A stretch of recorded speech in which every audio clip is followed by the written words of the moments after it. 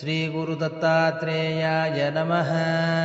दत्तात्रेयं महात्मानं वरदं भक्तवत्सलं प्रपन्नार्तिहरं वन्दे स्मृत्रगामीसनोऽवतु।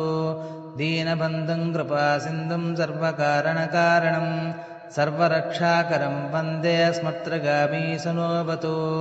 शरणागतदीनार्तपरित्राणपरायणं नारायणं विभुं वन्दे स्मर्त्रगामीसनोऽवतु।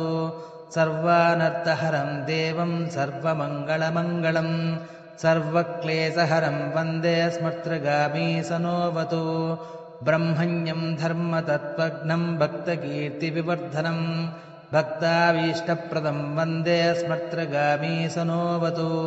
शोषणं पापपङ्कस्य दीपनं ज्ञानतेजसः तापप्रशमनं वन्दे स्मर्त्रगामीसनोऽवतु।